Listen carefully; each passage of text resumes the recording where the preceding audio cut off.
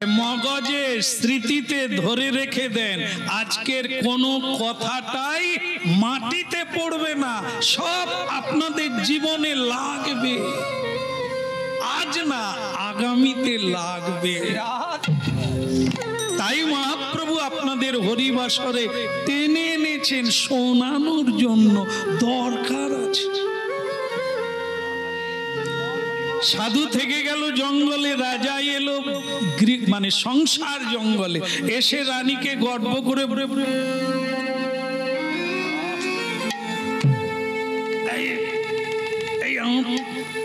পেটে যন্ত্রণা কেন হচ্ছে? জয়নি তাই গৌর হরি বল। ও মানে না, কিন্তু চালু হয়ে গেছে, চালু। আর রানী, আমি আর দাঁড়াতে পারছি না। কেন তোমার এরকম কেন হলো বুঝতে পারছি না। তুমি বরং আমাদের রাজবৈদ্যকে ডাকো। কেমন? আমি শয্যায় যাচ্ছি। এই শয্যায় গিয়ে উথাল পাথাল ছটপট ছটপট করছে, কারণ তাকে অভিশাপ দিয়েছিল তোমার শুল ব্যাধি হবে।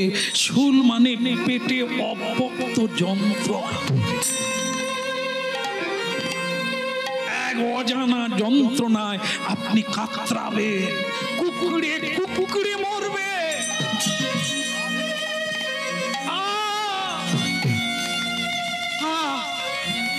বড় জ্বালায়, আমি আর পারি না।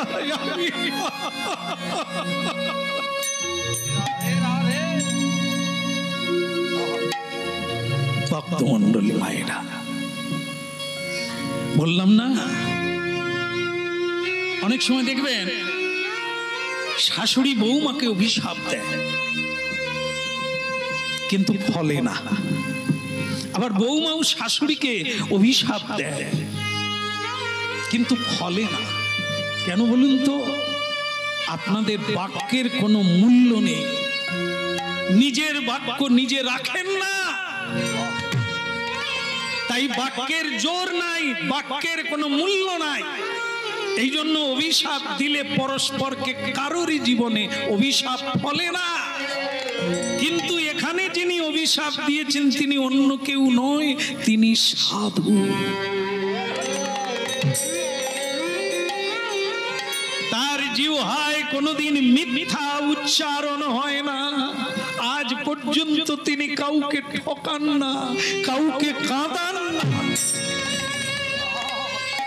তার দ্বারা কেউ কোনোদিন কাঁদেনি, কষ্ট পায়নি। তিনি যাকে যা বলবেন তা অবশ্যম্ভাবী।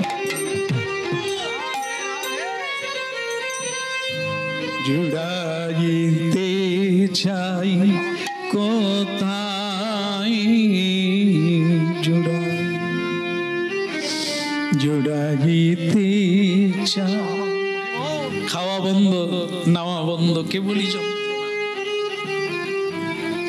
এখন শুধু জুড়াতে চায়, বাঁচতে চায়, জ্বালা জুড়াতে চায়। জুড়াইতে চায় কোথায়, জুড়াই কোথা হতে আসি, কোথা ভেসে যায়, কত হাসি কাঁদি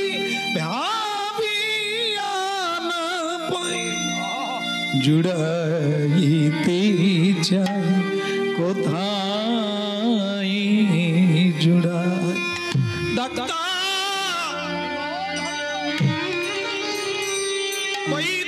বাঁচার কি আনন্দ! অনেক দেরি হয়ে যায় আমাদের, শরীরের কথা ভাবি না, কেবল রোজগার।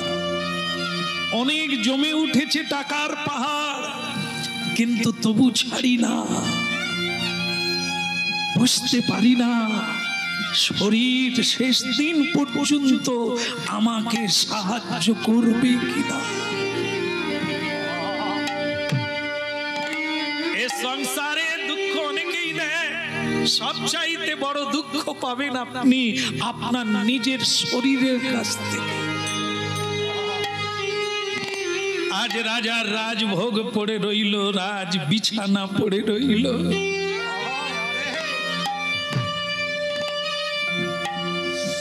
মন্দোদরী বলেছিল রাবণকে, ওগো লঙ্কার রাজা দশানন, তুমি মাটিতে শুয়ে কেন? রাজপ্রাসাদ পড়ে আছে। যখন তোমাকে উপদেশ দিল বিভীষণ, তুমি শুনলে না। গুরুদেব বললেন, তুমি শুনলে না। মা বলল, তুমি শুনলে না। কত সাধুরা বলল, তুমি শুনলে না। আজ বিছানা পড়ে রইল, তুমি মাটিতে শুয়ে আছো কেন? কর্মের ফল।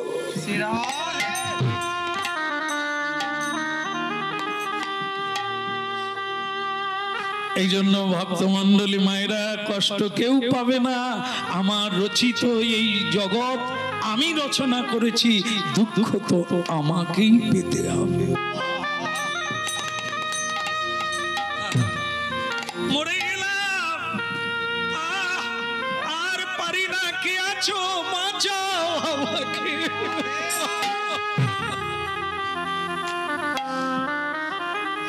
কেউ পারল না। কত বৈদ্য এলো গেল, না যায় তাহার গোনা। কত বৈদ্য এলো গেল, না যায় তার গোনা।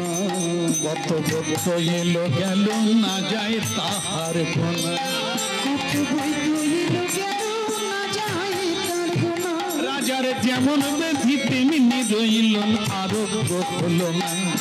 রাজার যেমন ব্যাধি তেমনি রইল, আরোগ্য না হইল না। যেমন ব্যাধি তেমনি রইল, আরোগ্য না হইল। এখন কত বৈদ্য এলো গেল, না যায় তাহার গোনা। কত বৈদ্য এলো গেল, না যায় তার গোনা। কত বৈদ্য এলো গেল, না যায় তাহার গোনা। কত বৈদ্য এলো গেল, না যায় তার গোনা। রাজার যেমন ব্যাধি তেমনি রইল, আরোগ্য হল।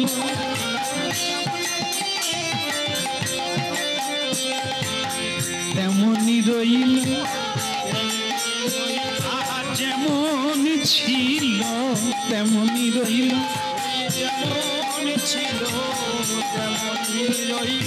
যেমন ব্যাধি তেমনি রইল, আরোগ্য হল না। না নাই আরোগ্য হল না। রাজার যেমন ব্যাধি তেমনি রইল, আরোগ্য হল না।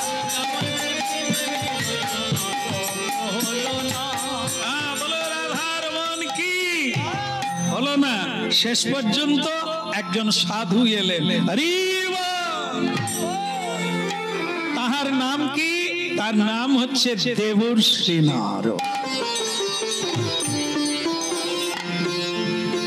নারদ ঋষি হরিনাম ছাড়া কোনোদিন রাস্তা হাঁটে না। হরিনাম ছাড়া এক সেকেন্ড মুখ বন্ধ করে থাকে না। নারদ ঋষি বাজাই বিনা রাধিকার মনে না। ওই নারদ ঋষি বাজাই বিনা রাধিকার মনে না। ভক্তমণ্ডলী মায়েরা, এই পৃথিবীতে যে রোগ কেউ সারাতে পারবে না, সাধু পারে। কেন? সাধু তিন ভুবনের কথা জানে, তিন কালের কথা জানে, ভূত ভবিষ্যৎ। আপনি আগে কি করেছিলেন তাই আপনার এই রোগ এসেছে, ওটা সাধু জানে, এ জগতের ডাক্তার জানে।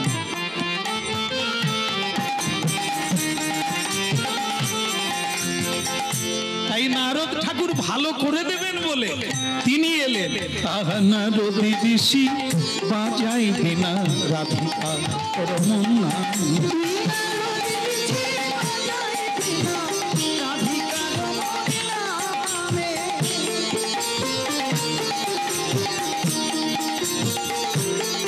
হরিনামীয় মুনি, হরিনামীয় মুনি উঠল মেতে।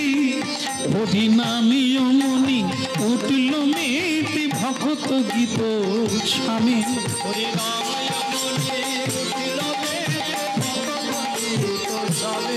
হরিনামীয় মুনি উঠল মেতে, ভক্ত গীত স্বামী।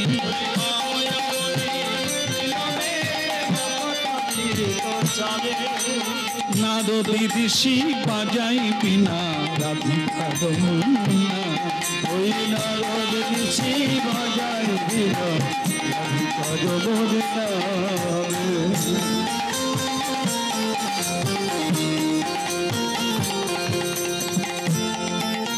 সাধু গুরু বৈষ্ণব এনারা বাড়িতে এলে কি করতে হয়? সর্বপ্রথম উলুধ্বনি, শঙ্খধ্বনি, পুষ্পবৃষ্টি, জল ছড়িয়ে, কাপড় বিছিয়ে তাকে বাড়িতে সম্বর্ধনা করে আনতে হয়। এটি হচ্ছে মানবগণের রীতি। উলুধ্বনি, শঙ্খধ্বনি।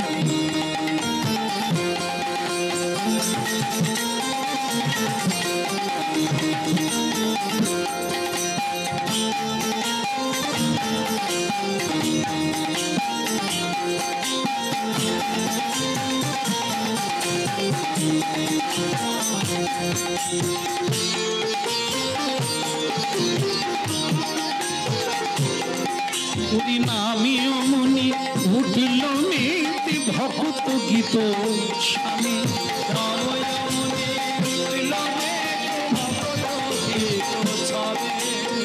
আমিও মুনি উঠিল নীতি ভক্ত গীত স্বামী।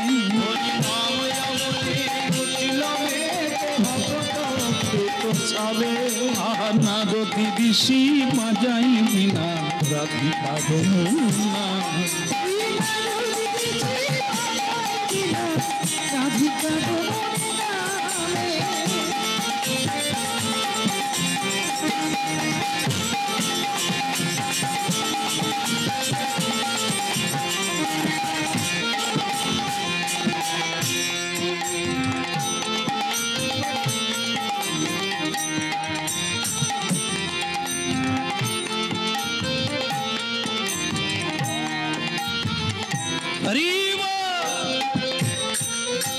সবাই ভালো আছেন তো? ভালো আছেন? প্রাণ খুলে বলুন না। হ্যাঁ, এটা কি ভালো থাকার বদন? আপনাদের দেখে মনে হচ্ছে ভিতরে কোনো গোলমাল আছে। এখানকার কথা না, এখানে তো সকলে আনন্দে আছে। নারদ ঠাকুর যে বাড়িতে ঢুকেছে সে বাড়িতে তো সব টেনশন।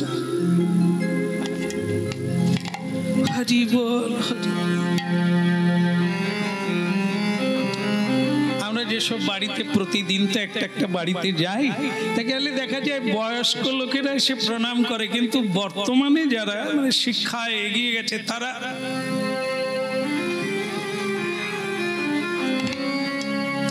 বৌমা কি হয়েছে? এই প্রভু এসেছে, শ্যাম সুন্দর প্রভু, একটু প্রণাম করবে। এসো। শোনেন, লেখাপড়া করেছি, পায়ে হাত দিয়ে প্রণাম করতে পারবো না, নোংরা লেগে যাবে। জীবাণু আছে পায়ে ওনাদের, ওনারা খালি পায়ে হাঁটে, তাই জীবাণু লেগে গেলে আমি মরে যাব। তাই ওটা পায়ে হাত দিয়ে আমি প্রণাম করতে পারবো।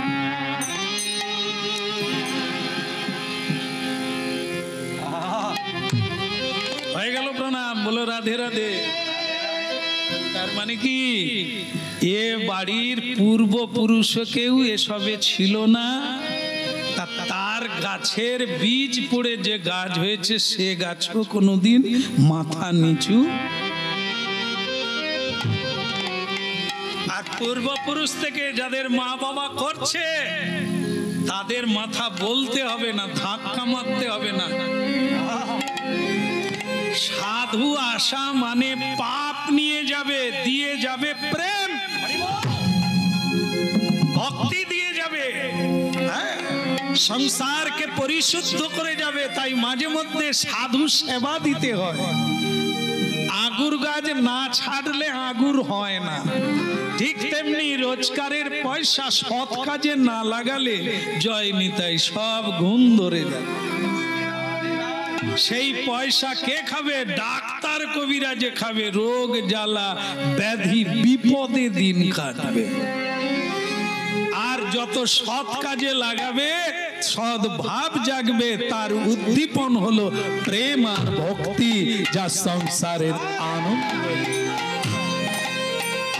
দেখুন তো, আজকের কথাটাই একটু আপনারা মাথায় নেন, যারা করাচ্ছেন। তারাও রোজগার করেছে, আমরাও রোজগার করি। তারা রোজগারের অর্থটা আজকে কি কাজে লাগছে? কত মানুষ দূর দূরান্ত থেকে এসেছেন, তারা আজকে উপকৃত হলো ওনাদের জন্য।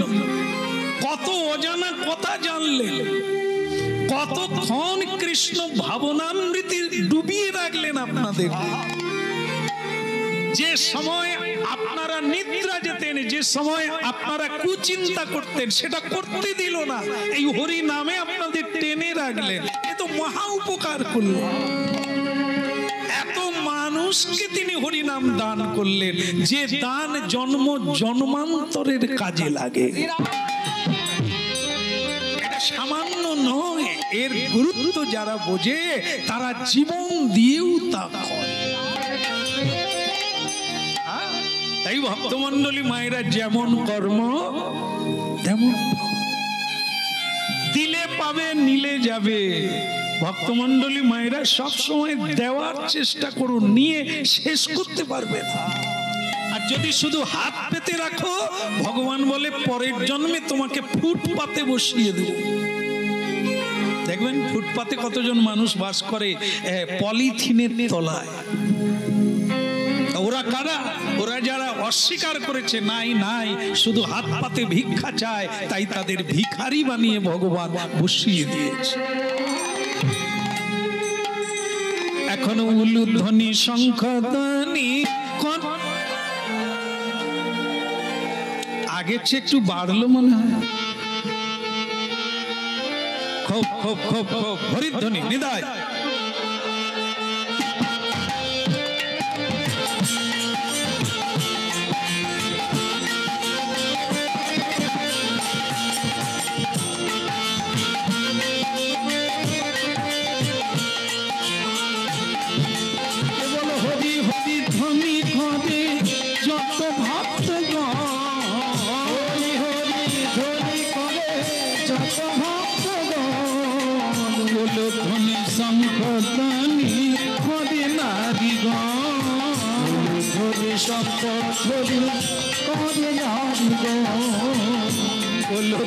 সংকটনি করে নারী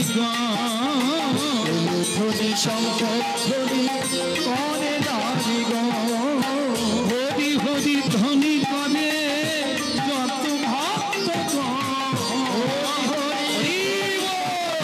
যত ভক্ত যত ভক্ত ধ্বনি সংকটনি করে না।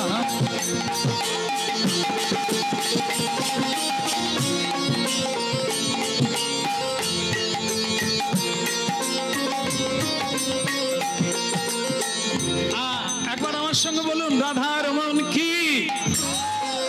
সবাই ভালো আছেন কি? নারদ ঋষি রাজবাড়িতে কি সবাই ভালো তো? সবাই ভালো? আর কি ভালো থাকবো? রাজবাড়ির রাজাই যদি মরতে বসে, আমরা কি আর ভালো থাকি? কেন কেন? রাজার কি হয়েছে? বলে কোন রোগই ধরা পড়ছে না। কত কিছু করা হলো, কত ডাক্তার কবিরাজ এলো, কেউ বলতেই পারে না যে তার রোগটা কি। তারপরে তো ঔষধ চালু হবে। গৌর হরিব। চেন্নাই, দুবাই, বেনারস সব জায়গায় ঘুরে এলো, রোগ ধরা পড়ল না। আছে কত মানুষের তাই চলছে। ভাবতে হবে, উপায় নাই, আপনি তার গোড়া খুঁজে পাবেন না, কোথা থেকে এই রোগের উৎপত্তি। তা নারদজি বলছে, যাক আমি একবার আপনাদের রাজাকে দেখতে চাই। এই রাজার বিছানার কাছে গেল, রাজা শুয়ে আছে। মরে গেলাম, বাড়িতে এত শঙ্খধ্বনি কেন? কে এলে? আগে দেবর্ষি নারদ। আমার কাছে একবার আসতে বলো না, একবার আমার কাছে। নারদকে যদি আপনারা কোনোদিন সিনেমাতেও দেখেন বা গ্রন্থে দেখেন, যেভাবেই দেখবেন আপনারা দেখবেন তার সব সময় আনন্দময় বদন, কোনোদিন কোনো দুঃখ নেই। মহারাজ কি খবর? আপনার বয়স কম, আপনি শুয়ে আছেন কেন? কি হয়েছে আপনার? দেবর্ষি নারদ, আগে তবু দু চারটা কথা বলতাম, এখন আমার কথা বলতেও কষ্ট হয়। যন্ত্রণায় যন্ত্রণায় শরীর যেন মাংসপিণ্ড হয়ে গেছে, আর আমি সহ্য করি। আরে মুশকিল, আপনি রাজা, পয়সার তো অভাব নাই, ডাক্তার ডাকেন, বৈদ্য ডাকেন, সব ফেল, সব ফেল। দেশ বিদেশ থেকে কত বৈদ্য এলো, কেউ পারলো না। নারদ কিন্তু জানে রোগের গোড়া কথা, সেরে যাবে, কিন্তু রাজা মানবে কিনা সোজা। তা বললেন, মহারাজ আমি একটা আপনাকে বলি, আসলে আপনাদের দুঃখ দেখলে আপনার আমাদেরও দুঃখ হয়। উপদেশ দিই, কেউ নেয় কেউ নেয়, আপনি কি নেবেন? দেখো, আমি জীবনে সাধু টাধু মানি না, কিন্তু এখন মনে হচ্ছে যে যা বলবে আমি তাই করব, শুধু রোগটা যেন নিতাই গৌর। আপনি বলুন কি করলে হবে? বলে, শুনুন, দুটো হংস আছে মানস সরোবরে।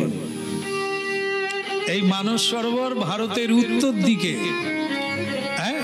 ওই হিমালয় পর্বতটা পার হয়ে যেতে হবে, তবে একটা সরোবর পাওয়া যাবে, তার নাম হচ্ছে ব্রহ্মার মানস সরোবর। সেখানে সহজে সব মানুষ যেতে পারে না। এখনো দেখবেন আপনারা, অনেকে অনেক দূর যাচ্ছে, কৈলাসে যেখানে ভোলানাথ থাকেন, সেখানে কেউ যেতে আজ পর্যন্ত পারে না। অনেক পর্বত আরোহী যারা অনেক শৃঙ্গে উঠে গেছে, পর্বতের উপর জয় করে নিয়েছেন, কিন্তু এখনো পর্যন্ত ওই শৃঙ্গে, ওর উপর দিয়ে কোনো এরোপ্লেন, কোনো জাহাজ, বিমান, পাখি পর্যন্ত উড়ে যেতে পারে না। আর ওখানে যে যাবে তার চুল পেকে যাবে, বুড়ো হয়ে যাবে যত এগোবে। এরকম অনেকেই পরীক্ষা করে ওইখানেই ধ্যানে বসে আছে, না এগিয়েছে না আসছে। তো ওটা পার হয়ে গেলে তবে ব্রহ্মার মানস সরোবর পাবে। সেখানে দুটো হংস আছে, তাকে ধরে এনে, তাকে মানে হত্যা করে যদি তার মাংস খেতে পারো, তাহলে তোমার রোগ ভালো হয়ে যাবে। নারদের কথা শোনা মাত্র রাজার শরীরে যেন প্রাণ ফিরে এলো। ওরে, কে আছিস? এই দুটো হংস ধরে আন রে, আমি বেঁচে যাব। এমন কথা এর আগে কেউ বলে না। যা যা, তোরা যা, তোদেরকে আমি পুরস্কারে। ভক্তমণ্ডলী মায়েরা ওই যে রোগের জ্বালায় সব শুনলো, সেই কথাটা শুনলো না যে ওখানে সাধারণ মানুষ যেতে পারে। যেতেই পারলো না তো ধরে আনা দূরের কথা। ভক্তমণ্ডলী মায়েরা, নারদ ঋষি বললেন, যদি কোনো সাধু থাকে আপনার রাজ্যে পারবে। তো তখন রাজা বলেন, মন্ত্রী দেখো না আমার রাজ্যে কি কেউ সাধু নেই? তাদের পাঠিয়ে দাও, দেরি করছো কেন? আমার মৃত্যু চাও তোমরা, তাড়াতাড়ি পাঠিয়ে দাও। এই ঢেরা পিটিয়ে জানিয়ে দাও, শুনুন শুনুন মহোদয়গণ, শুনুন দিয়া মন, আমাদের রাজা করেছেন ঘোষণা, যদি কেউ থাকো সাধু শোনা, তবে আমাদের কথা করো না অবমাননা। তাড়াতাড়ি দুটো হংস ধরো, পুরস্কারে পুরস্কৃত হয়ে বড় লোক।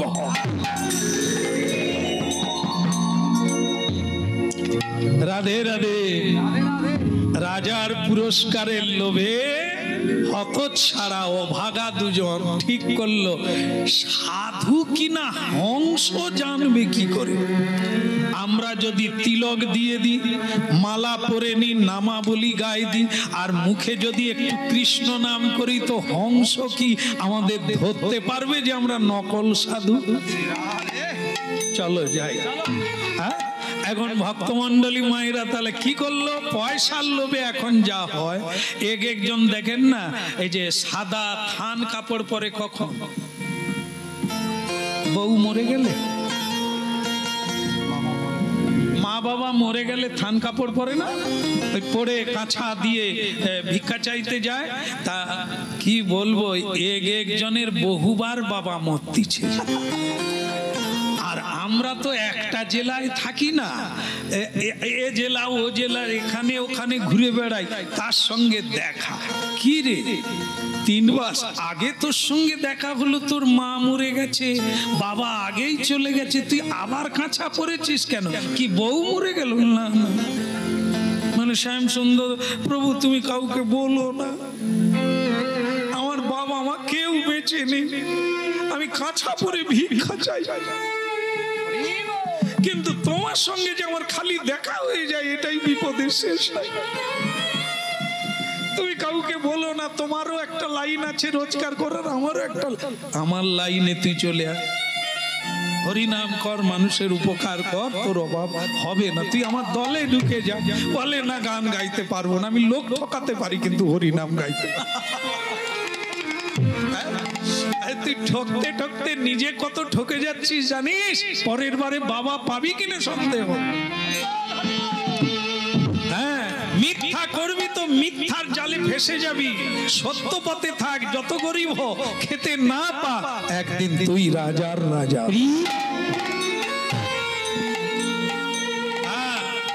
যাই হোক, দুটো নকল সাধু ভাজ গৌরাঙ্গ, কহ গৌরাঙ্গ, লহ গৌরাঙ্গের নামিলে, ভজ গৌরাঙ্গ, কহ গৌরাঙ্গ, লহ গৌরাঙ্গের নামিলে।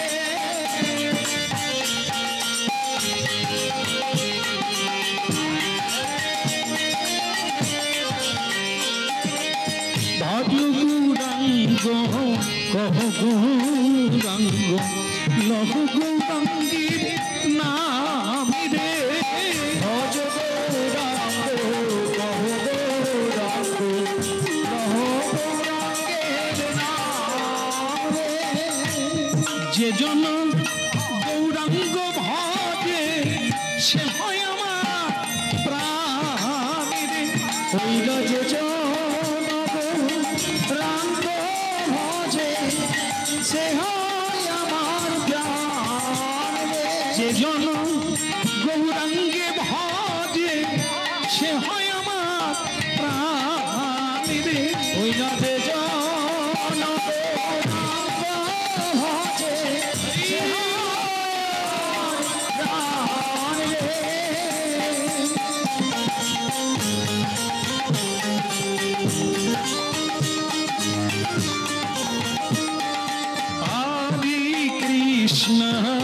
হরে কৃষ্ণ কৃষ্ণ কৃষ্ণ হরে হরে, হরে রাম হরে রাম, রাম রাম হরে হরে, হরে কৃষ্ণ হরে কৃষ্ণ কৃষ্ণ কৃষ্ণ হরে হরে, হরে রাম হরে রাম, রাম রাম হরে হরে।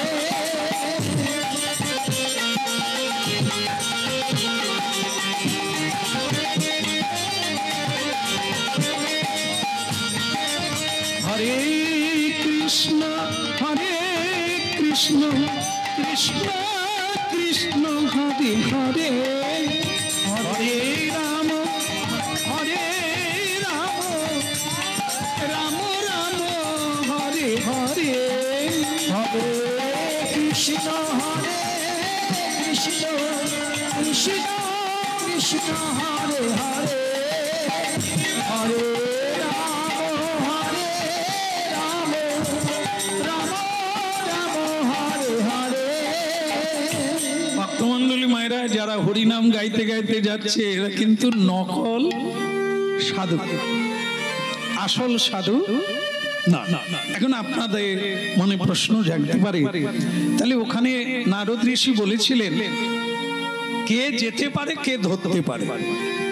সাধু সন্ত যদি হয় তাহলে সে যেতেও পারে, আবার ওই মানস সরোবরে দুটো হংসকে তারাই ধরতে পারে। তাহলে এরা যে নকল সাধু যাচ্ছে কি করে, হিমালয়ে পার হয়ে গেল কি করে? আবার শুধু তাই নয় মা, এই নকল সাধুরাই কিন্তু যেই সরোবরের তীরে গিয়ে দাঁড়ালো, দুটো হংস নিজেরাই এসে ধরা দিল।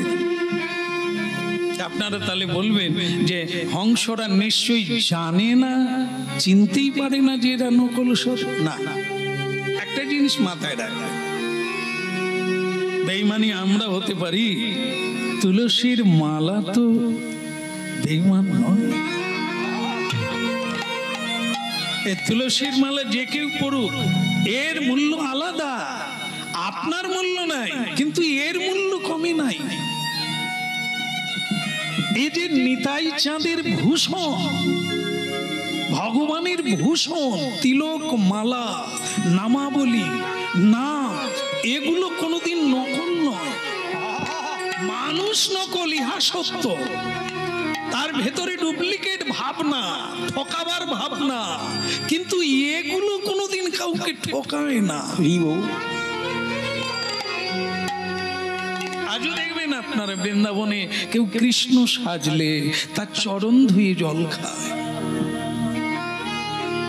মনে করি এই কৃষ্ণ।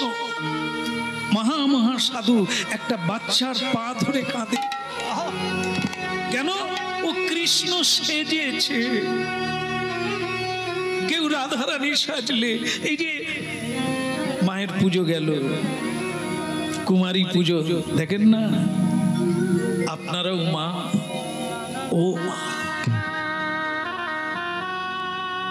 ওকে মানবী বলে না, ওকে পূজা করা হয় দেবী জ্ঞানে, মা জ্ঞানে। তাই মহা মহা সাধুরাও ওই ছোট্ট কুমারী মেয়েটিকে প্রণাম করে মাতৃ জ্ঞানে। তাহলে এই তত্ত্বগুলো বোঝার চেষ্টা করবে। আমরা নকল, আমরা ভণ্ড, কিন্তু এগুলো ভণ্ড নয়, এগুলো চিরদিন সত্য, চিরনিত্য। যেকেই পড়ুক, এগুলো দেখে লোকে প্রণাম করে। যার ললাটে তিলক থাকে তাকে সকলে শ্রদ্ধা করে। শিখা, সূত্র, মালা, বদনে হরিনাম, নামাবলী, এগুলো প্রণম্য চিরকাল। তাই এগুলো দেখে ওই জায়গায় যেতে পারলো, যাওয়ার শক্তি দিল। হংসেরা দেখলো এদের ভিতরে যাই থাক, এরা তো আমার গোবিন্দের দাস হয়ে এসেছে, এরা হরিনাম গাইছে। হরিনাম তো সাধু, হরিনাম তো সচ্চিদানন্দ ভগবান। তাই ব্রহ্মার মানস সরোবরের হংস ধরা দিল। কে গো তুমি কাঙালি বেশে ঘুরে বেড়াও দেশ বিদেশে। কে গো তুমি কাঙাল বেশে ঘুরে বেড়াও দেশ বিদেশে। কে গো তুমি কাঙাল বেশে ঘুরে বেড়াও দেশ বিদেশে।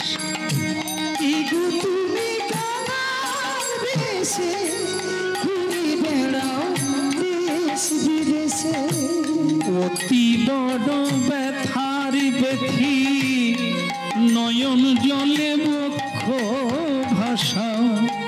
অতি বড় ব্যথার ব্যথি নয়ন জলে বক্ষ ভাষা। কে গো তুমি কাঙাল বেশে ঘুরে বেড়াও দেশ বিদেশে। কে গো তুমি কাঙাল বেশে ঘুরে বেড়াও দেশ বিদেশে। মহারাজ কি, একটু জোর করে বলতে হবে, মহারাজ কি। হ্যাঁ, ভয় নাই, আমরা তো হংস নিয়ে চলে এসেছি, এবার বেঁচে যাবে। এত আস্তে আস্তে কেন? বলো মহারাজ কি, ভগবান শ্রীকৃষ্ণ কি, হংস পাওয়া গেছে কি।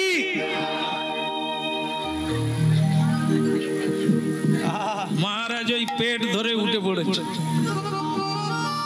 আরে এই আমার জয়ধ্বনি দিতে হবে নি রে, তোরা হংস ধরেছিস? আগে মহারাজ ধরতে হয় না, ধরা দিয়েছি। বাবা বাবা চমৎকার, আমি তোদের অর্ধরাজ্য দিয়ে দেবো রে, অর্ধরাজ্য দিয়ে দেবো, তোদের চিন্তা নাই যে আমি বেঁচে উঠবো। তোরা দুটো হংস আনতে খাঁচায় ভরে দে, ওদেরকে খাঁচায় রেখে দে, আগামীকাল সকালবেলায় ওদের বিনাশ করব। আর ওদের আমি যখন রান্না করে খাবো, আমি ব্যাধি মুক্ত হয়ে যাব, আমি সুস্থ হয়ে যাব। ভক্তমণ্ডলী মায়েরা, ঘটনাটা বলি। সেই দুটো অসাধু বারবার চিন্তা করতে লাগলো, ভাইয়া রে আমরা সাধু না অসাধু? কোনটা? অসাধু। সাধু সেজেছি। হংস দুটো ধরা দিল কি করে? সাধু জ্ঞানে, তিলক দেখে, তুলসীর মালা দেখে। আমরা হরিনাম গেয়েছিলাম নকল ভাবে, ওটা শুনে মানস সরোবরের দেবতা তারা ধরা দিল, বোকারে রাজার রাজ্যত্ব নিয়ে কি করব, এই তো পেটের যন্ত্রণায় শুয়ে আছে। একটা কাজ কর ভাই, এই সাধু বেশ আর খুলব না। নকল সাধু যদি রাজ্য পায়, মানস সরোবরের হংস পায়, যদি জীবনে সাধু হতে পারতাম, আরো কত কি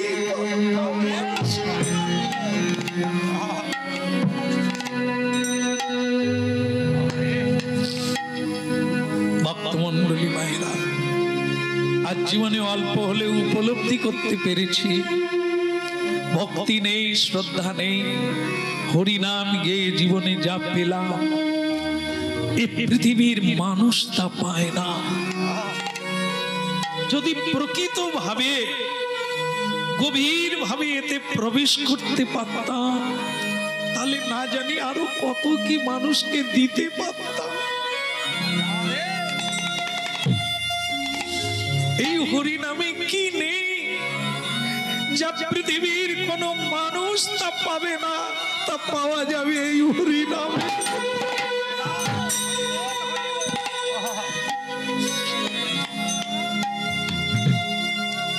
ওরা রাজার রাজ্যত্ব নিল না। দেখুন, এই নকল বেশটা তাদেরকে আসল সাধু বানিয়ে দিল।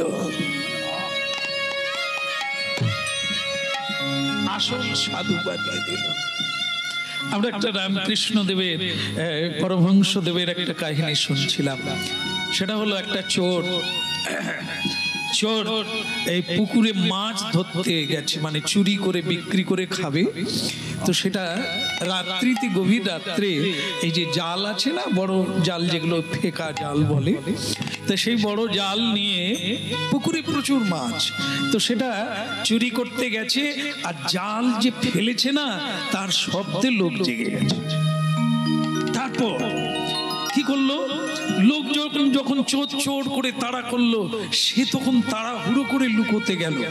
আর সেই লুকোতে গিয়ে, এই যে দেখেন না গ্রামের মধ্যে মায়েরা ওই যে ধান সিদ্ধ করে না, বড় বড় উনুন থাকে না, হ্যাঁ, সেই কি দোপাখা, কি পাখা বল না রে, না না তাল পাতার পাখা না, এ খালি এরকম করে, ওটা না, ওই যে বড় বড় উনুন না, তাতে এই খড় জ্বালানি দেয়, পাতা জ্বালানি দেয়।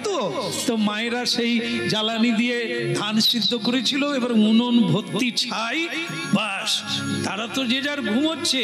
এ বেটা বাঁচার জন্য ওই পুকুর থেকে উঠে সেই উনুনের ভিতরে ঢুকে গেছে।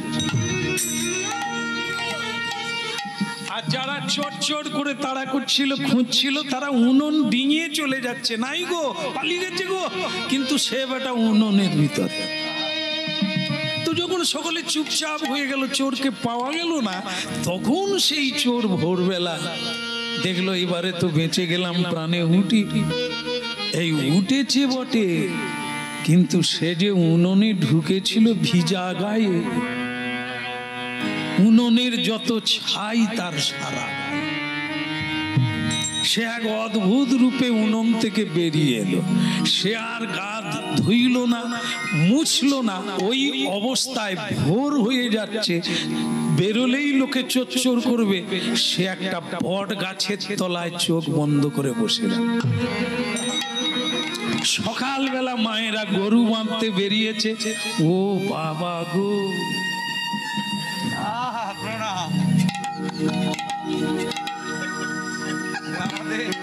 বাবা কি ভাগ্য করে, মানে তার গায়ে তো ছাই। তারা জানলো এ বাবা বোধহয় ভুঁই ফোড় বাবা। হ্যাঁ, ওর মাটির তলা থেকে উঠেছে, আজ আমি প্রথম দেখে নিলাম। হ্যাঁ, ও কমলার মা, যা চাইবি তাই পাবি, ঘরে কি বসে আছিস? চল না রে, দেখ। বলে খালি হাতে কি যাবি, কিছু নিয়ে যা। টাকা পয়সা, দুগ্ধ, ফল মূল নিয়ে যাচ্ছে, আর দিয়ে বলছে বাবা পেট ব্যথা যেন ভালো হয়ে যায়। বাবা আমার বৌমার সব আছে, শুধু বাচ্চা হয়নি, তুমি কৃপা করো, হ্যাঁ তোমাকে সোনার হার গড়িয়ে দেব। সে শুধু চোখ বন্ধ করে ভাবে, কিসের এত দাম? ছাই মেখেছি, উনুনের ছাইয়ের এত মূল্য, সোনার হাত দেবে? কত লোকে কত খাবার দিচ্ছে, যার জন্য আমি চুরি করতে গেছি। আর অভাব কি, লোকে টাকা পয়সা ফেলে দিয়ে চলে যাচ্ছে। নাও বাবা, ভালো করে দাও, গরু যেন ভালো করে দুগ্ধ দেয় বাবা। বলো রাধারমন কি? একবারে ছড়িয়ে পড়লো। এ সাধু দিনের বেলা বসে থাকে, রাত্রিবেলা খাওয়া চালু করে, আবার ভোরবেলা উঠে বসে যায়, লোকে বেশ কামাতে লাগলো। একদিন তার মনে হলো বস্তা বস্তা টাকা এসে গেছে, সোনা দানা মণি মুক্তা, কত মানুষ কত কি দিচ্ছে। তার মনে বৈরাগ্য এলো, নকল সাধু চোর আমি, ছাই মেখে বসে গেলাম, মানুষের রোগও ভালো হলো বিশ্বাসের জন্য, আবার আমি এত পেলাম নকল সাধুতে। তা আমি যদি সাধু হয়ে মানুষের উপকার করতাম, তাহলে নিয়ে শেষ করতে পারতাম না। আমি কেন নকল সাধু হয়ে আছি? এখন আমি কেন সাধু পথে যাই না? আমি আজ থেকে সাধু।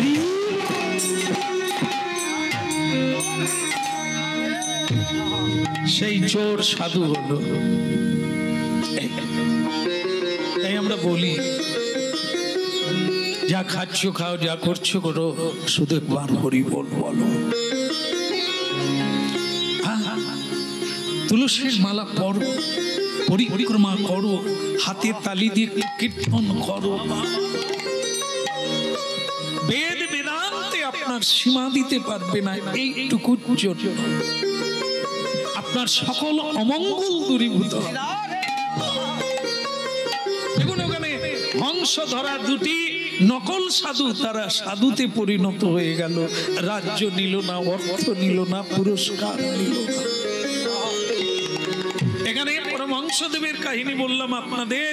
উনুনের ছাই মেখে বসে সে যা পেল, তার জীবনে বৈরাগ্য এলো, আমি আর নকল সাধু থাকবো না, আমি প্রকৃত সাধু হতে চাই। একটা তুলসীর মালা আর এই তিলক মানুষকে কোথায় টেনে নিয়ে যায়? যাবে, ওর কাজ ভালো করা, মন্দ করা না। ওগো নিঠুর দরদি, একই খেলছো অনুক্ষণ। ওগো নিঠুর দরদি, একই খেলছো কাঁটাই ভরা বন তোমার, প্রেমে ভরা মন। দরদি, একই খেলছো অনুক্ষণ।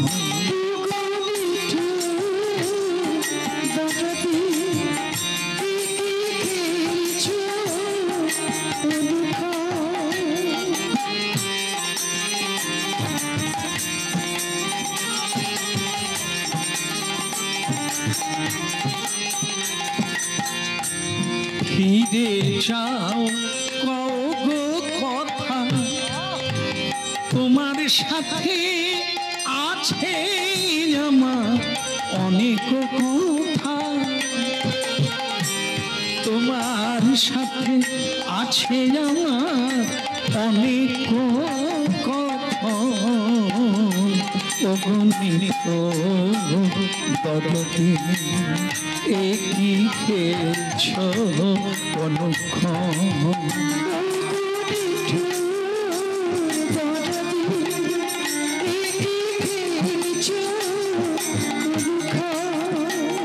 ওই কাঁটায় ভরা বন তোমার প্রেমে ভরা মন, ওই কাঁটায় ভরা বন তোমার প্রেমে ভরা মন, ও নিঠুর।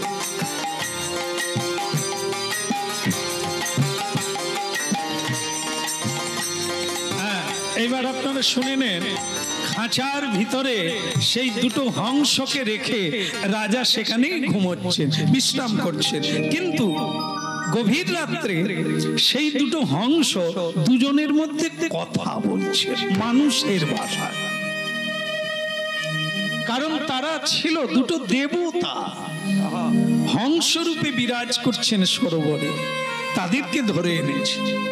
সেই হংস দুটো কি কথা বলছে, রাজা জেগে গেছে, তাদের কথা শুনছেন শুয়ে শুয়ে। কি কথা বলছে ভাইয়া? দেখেছো মূর্খ রাজার কাণ্ড, দেখেছো? বলে কি কাণ্ড বলতো? এই যে আমাদেরকে ধরে আনলো, কি করবে না আগামীকাল আমাদেরকে হত্যা করে, হ্যাঁ, আমাদের শরীরের মাংস খাবে, তার রোগ ভালো হলো। বলিহারি অনেক মূর্খ দেখেছি, এরকম মূর্খ রাজা আমরা দেখি। আজ পর্যন্ত কোন শাস্ত্রে, কোন ইতিহাসের পাতায় লেখা নেই যে কাউকে কষ্ট দিয়ে কেউ সুখী হতে পারে। ছাগলকে বলি দিয়ে মানুষ নাকি সুখী হবে, হয় কোনদিন তাকে বলি দিলে সে মরে গেল, তোমার কি? তোমার জন্য সে মরবে কেন? তুমি সুখী হবে কি করে? তুমি তো কর্মের জন্য দুঃখী, কর্ম ভালো করো, তোমার ওটা বদলে যাবে। আর যদি কাউকে হত্যা করেছো, কাউকে বিনাশ করেছো, ব্যাধি আরো বাড়বে, কর্মভোগ আরো বাড়বে, বন্ধন আরো বেড়ে যাবে। বোঝা যাচ্ছে? হ্যাঁ বলুন রাধারমণ কি? ওদিকের হলো কি?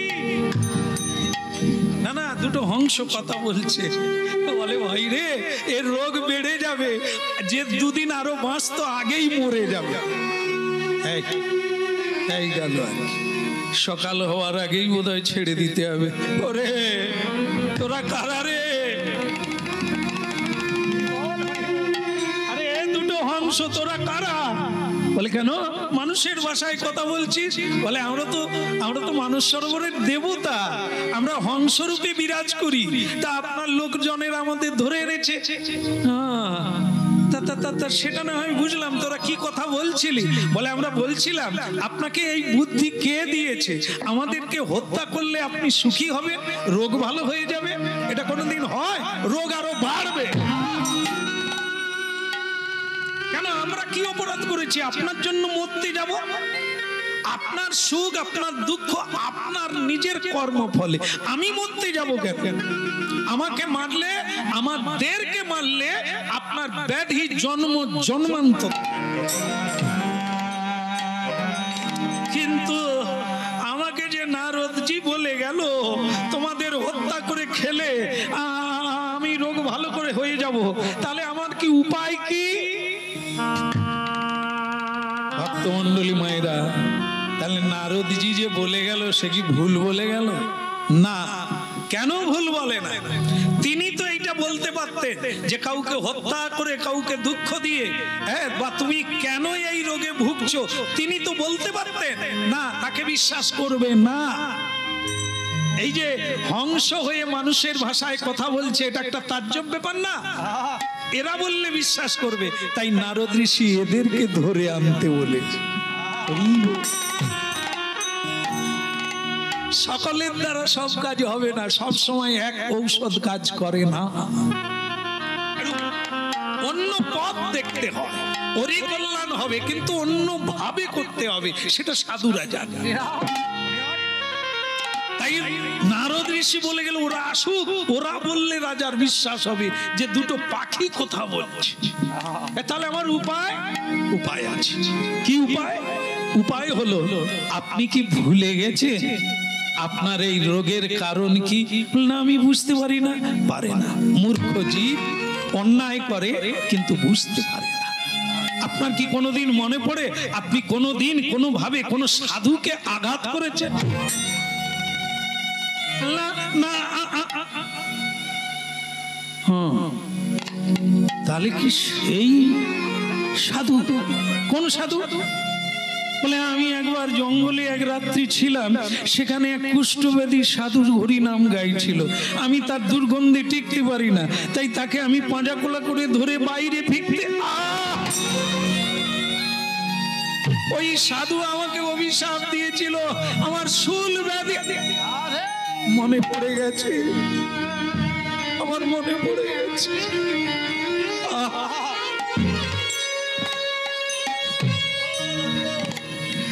অহংকারে মত্ত হইয়া নিতাই পদ পাশরিয়া অসত্যরে সত্য করিয়া।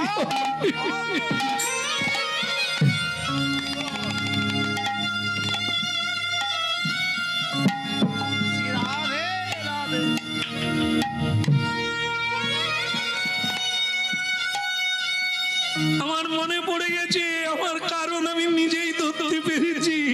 সেই সাধু আমাকে অভিশাপ দিয়েছিল, আমার শূল ব্যাধি কোনদিন ভালো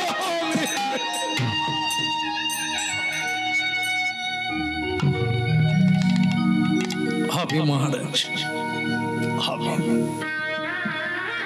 আমরা আপনাকে পথ বলে দিচ্ছি, যা কোনদিন ভালো হবে না, এই একটাই রাস্তা। সেই সাধুর চরণ ধরে ক্ষমা চাইবে, তার চরণামৃত চরণ ধৌত করে জল খান, অমৃত। সাধুর পদধৌত জল হচ্ছে কি? অকাল মৃত্যু হরণ, সর্বব্যাধি বিনাশন। যার বাড়িতে সাধু গুরুর চরণ ধৌত হয় না, ওদের পাপ তাপ কোনোদিন যাবে না। একমাত্র চরণামৃতম, যাকে অমৃত বলা হয়। মৃত মানুষ বেঁচে যায় যে চরণামৃতের মহিমা। দেরি করবেন না, যদি ওই সাধু মারা যায় তাহলে কিন্তু আপনার বিপদ বেড়েই গেল। এ জন্মে আর হলো না, পরের জন্মে আপনি তাকে খুঁজে যদি পান ভালো, যদি খুঁজে না পান ব্যাধি মুক্ত হতে পারবেন।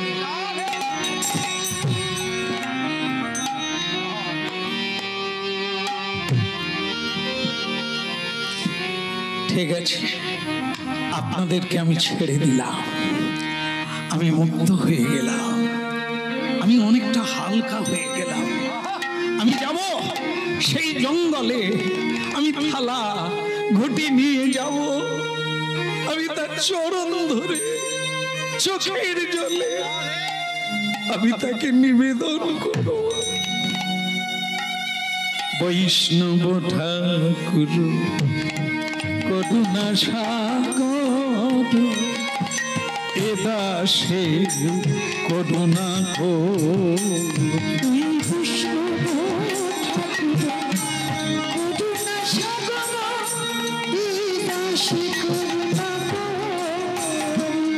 কেবল বৈষ্ণব ঠাকুর করুণা সাগর, এ দাসে করুণা কো। বৈষ্ণব ঠাকুর করুণা সাগর এদাসে করুণা কেবল দিয়া পদ ছায়া সদয় হেয়া আমার দিয়া পদ ছায়া সদয় আমার দিয়া পদ ছায়া সদয় হে আমার আর দিয়া পদ ছায়া সদয় আমার শুধু তোমার চরণ ধরি দিয়া পদ ছায়া সদয় আমার তোমার চরণ ধরি বৈষ্ণব ঠাকুর করুণা সাগর তোমার চরণ ভরি বৈষ্ণব ঠাকুর করুণা সাগর উদাসে করুণা করি বলি কালে বৈষ্ণব সেবার চাইতে বড় সেবা নাই। যত হরিনাম যজ্ঞ করো, যত জপ ধ্যান করো, পূজা পাঠ করো, বৈষ্ণব সেবা হলো শ্রেষ্ঠ ধর্ম, যার মধ্য দিয়ে ভগবানের সেবা হয়ে যায় পূর্ণানন্দে। আপনি বৈষ্ণব ঠাকুর করুণা সাগর উদাসে করুণা করি বৈষ্ণব ঠাকুর রাজা যাচ্ছে পেটে যন্ত্রণা, কিন্তু সেই সাধু আছে তো, সেই সময় তার যা অবস্থা, এখন তাকে পাবো কোথা? সেখানে আছে না সরে গেছে তাই বা কে জানে। হ্যাঁ, বলো রাধা রানী কি। ছয় বেগদমি ছয় দোষ সতী ছয় গুণ দেহ দাসে ছয় বেগদুমি ছয় দশ ছয় গুণ দেশ দাসে ছয় বেগদমি ছয় দোষ সতী ছয় গুণ দেহ দাসে ছয় বেগদুমি ছয় দশ ছয় গুণ দেহ দাসে ছয় সত্য সঙ্গ দেহ তয় আমারে বসেছি সঙ্গে রয়াসে ওই ছয় ছোট সঙ্গ দেহ আমারে বসেছি সঙ্গে রয়াসে ছয় সত্য সঙ্গ দেহ তয় আমারে বসেছি সঙ্গে আসে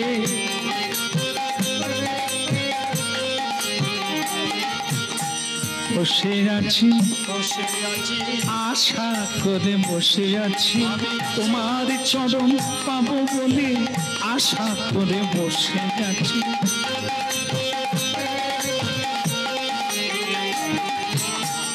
বসে আছি পাবো বলে বসে আছি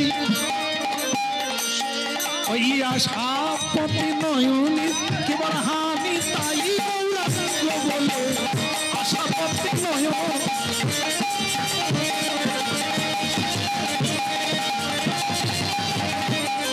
আমি আশা পতি বসে না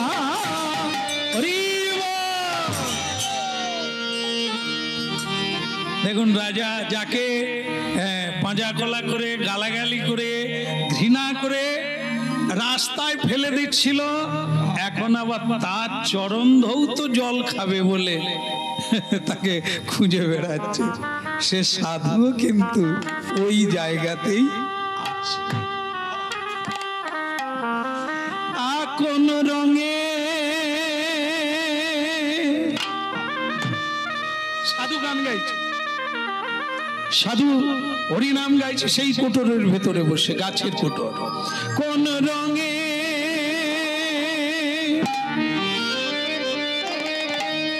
কোন রঙে রাঙাবো বলো বসন আমার, মন শুধু তোমার যে চায়, মন শুধু তোমার যে চায়।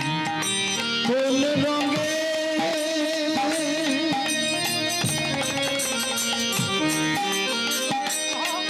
ওই কোন রঙে রঙাবো বলো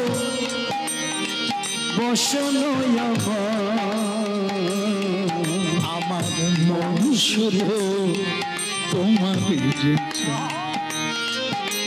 বলো কোন রঙে রঙে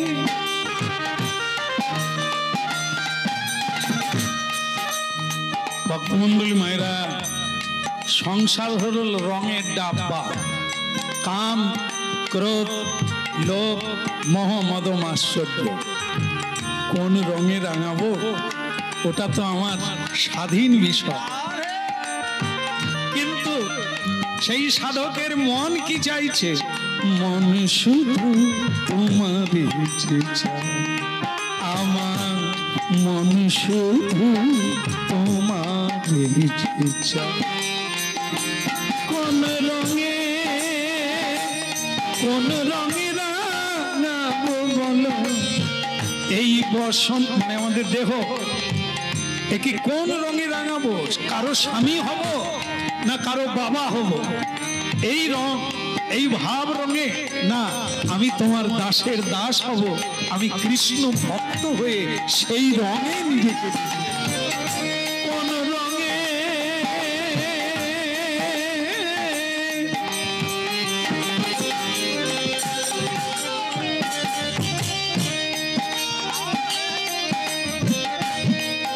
কোন রঙে রাঙাবো বলো বসন আমার। রাজা দেখলেন সেই সাধু গান গাইছে, আর দেরি করবো না। আহা পড়িল চরণ তলে, পড়িল চরণ তলে, নিতাই গৌর হরি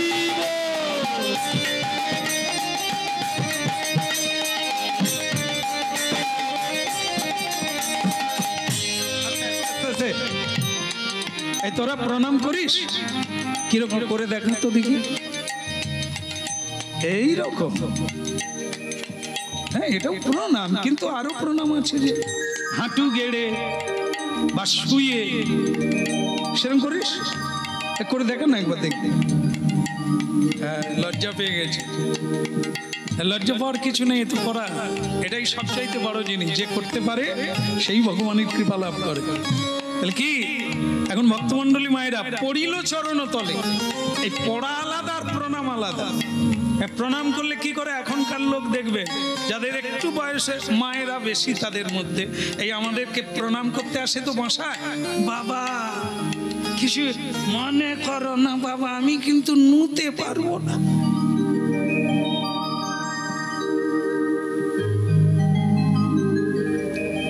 ওই দাঁড়িয়ে দাঁড়িয়ে সেরে নিল, বলে বাবা আমি নুইতে পারবো।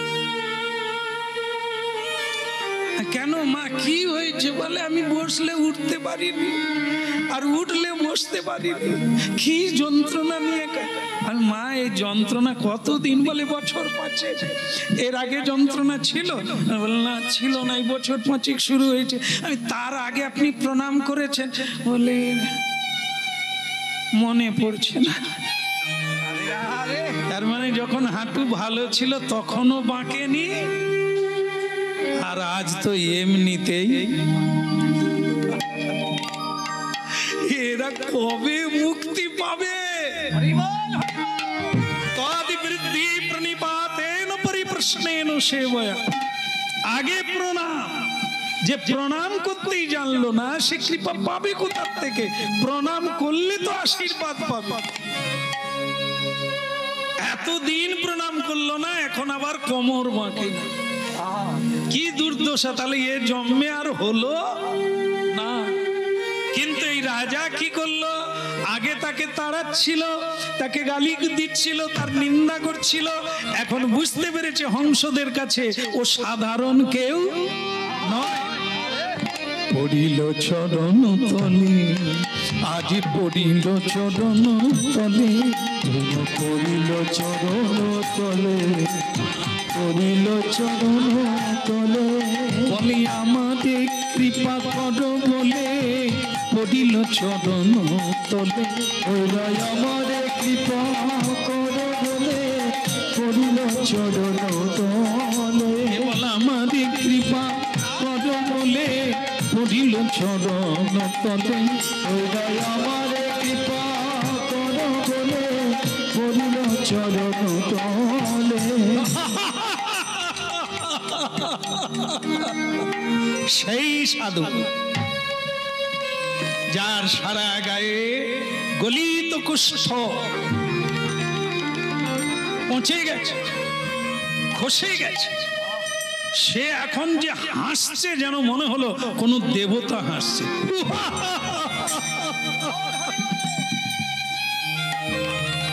আরে মূর্খ, তুই তো সেই লোক আমাকে রাস্তার ওপারে ছুড়ে দিতে চাইছিস। আজ আবার সে আগে কার সঙ্গ করেছিলি, আজ কার সঙ্গ করলি? মূর্খ, সঙ্গের প্রভাব দেখে নে। সৎসঙ্গে নরকে বাস।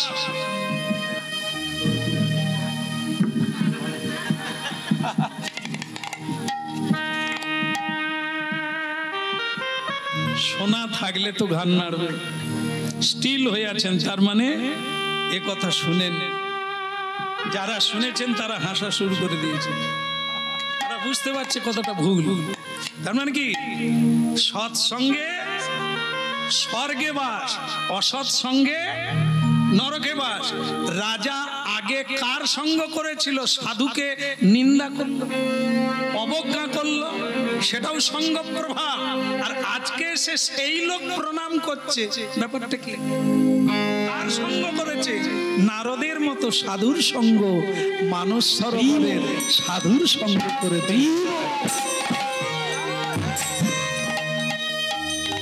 জীবন বদলে দেয় সঙ্গ প্রভাব। কি হলো, মুখ শুকনো কেন? বাড়িতে ঝগড়া?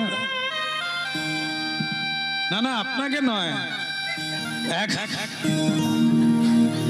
এক বন্ধু আরেক বন্ধুকে মোড়ের মাথায়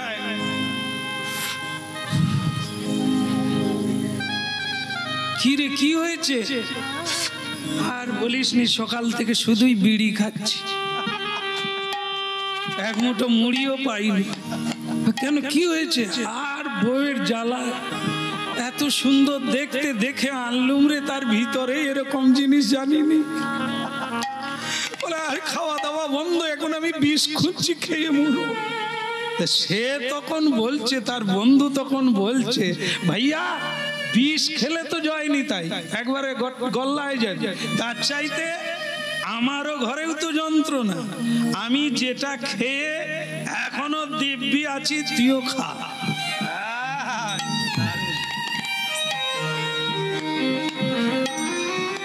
শুধু দু গ্লাস খাবি, তুই সব দুঃখ ভুলে যাবি, রাস্তার ধারে শুয়ে থাকবি, পিঁপড়ে কানে ঢুকে যাবে, কিন্তু তোর বউয়ের কথা মনে হবে না। আমি তো আজ দীর্ঘদিন ওই খাই আর পড়ে থাকি, গালাগালি দিলেও শুনতে পাই। তুইও খা, ভালো থাকবি, ভালো থাকবি, বাস। এই যেরকম সঙ্গ সেও চালু করে দিল, দুই লোক অন্ধকারে হারিয়ে গেল। আর এই সময় যদি সাধুর সঙ্গে দেখা হতো, সাধুর সঙ্গে যদি কোনোদিন কানেকশন থাকতো, তাহলে সাধুর কাছে যদি ও যেত, ওর যদি মুখ শুকনো দেখতো, সাধু বলতো, চল তোকে আজ এক জায়গায় নিয়ে যাব, তোর সব দুঃখ ভুলে যাবে। সাধু তাকে সৎসঙ্গে আনতো, হরিনাম শুনবি চো বেঁচে যাবি, মোরা বেঁচে যায়, হারিয়ে যাওয়া লোক পথ পায়, নিরাশ মানুষ জেগে ওঠে, নূতন করে গোবিন্দ চরণ। এই সঙ্গ প্রভাব। যেই লোক নিন্দা করেছিল, আজ পটিল চরণ তলে, পটিল চরণ তলে, পড়িল চরণ তলে, পড়িল চরণ তলে।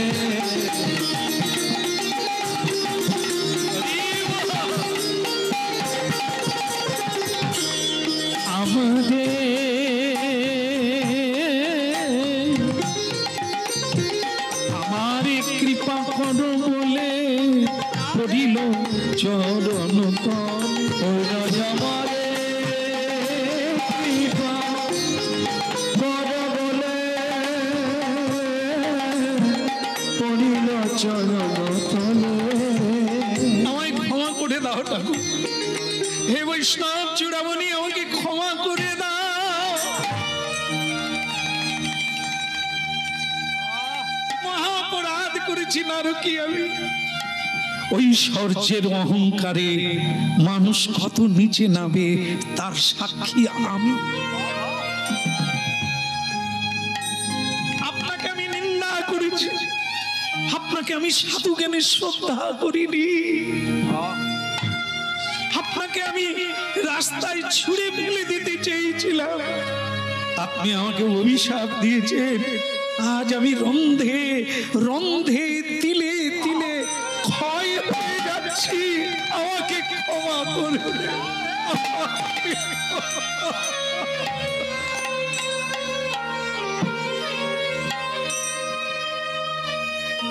কৃষ্ণ সে তোমার কৃষ্ণ দিতে পারো, তোমার শক্তি আছে। কৃষ্ণ সে তোমার কৃষ্ণ দিতে পারে, তোমার শক্তি আছে। আমি তো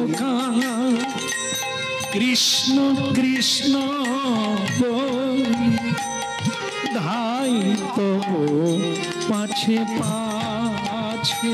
আর আমি তো কৃষ্ণ কৃষ্ণ বলি, ধাই তব কাছে পাছে। আমি তো কৃষ্ণ কৃষ্ণ বলি, ধাই তব পাছে পাছে। আর আমি তো কৃষ্ণ কৃষ্ণ বলি, ধাই তব কাছে পাছে। মানুষ যখন সৎসঙ্গ করে তার এই সৎ ইচ্ছার জন্ম হয়। সাধুর কাছে যে কেউ আসতে পারে না, সাধু সঙ্গের ফল তাকে টেনে নিয়ে আসে। বেটা আমি খুশি, এখন তুই কি চাস তাই বল। অকাল মৃত্যু হরণ, আমি বাঁচতে চাই। আপনার আপনার চরণ ধৌত জল আমি খেতে চাই, নাহলে আমি বাঁচবো না, আমার আমার ব্যাধি ভালো হবে না। তুই ভুল বলিস না, ঠিকই বলেছিস। কিন্তু তুই যে আমার চরণ ধৌত করবি বেটা, দুটো চরণ তো আর চরণ নাই রে, পচে গেছে, ক্ষয়ে গেছে, খসে গেছে। তুই চাইছিস তোর মঙ্গল হোক, এই নে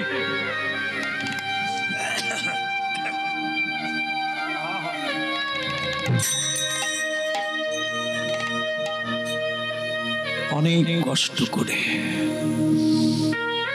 দিনে দিনে তার অবস্থা তো খারাপের দিকে, দেহ আর চলে না, একবারে পচে গেছে। তাই অনেক কষ্ট করে এই দক্ষিণ মানে ডান চরণটা কুটে মানে কোটরের বাইরে করে নিল। বাবা নে তাড়াতাড়ি কর, 1 মিনিটও সময় নষ্ট করতে নাই। হরিকে স্মরণ করতে হয়, হরি চিন্তা করতে হয়, কারণ এ পৃথিবীর চেয়ে জীবনের চেয়ে সময়ের দাম বেশি। আয়ুকাল বেশি যারা চায় তারা জানে না, সময়কে কাজে লাগাতে যারা জানে তারাই জীবনের মানে জানে। লম্বা আয়ু পেয়েছে, জীবনে কিছু হয়নি, কিছু সে করতে পারেনি, তার কি দরকার এত সময় নিয়ে? অল্প সময়েও যদি কেউ পাও, কাজে লাগিয়ে দাও, সেটাই হবে তোমার জীবনের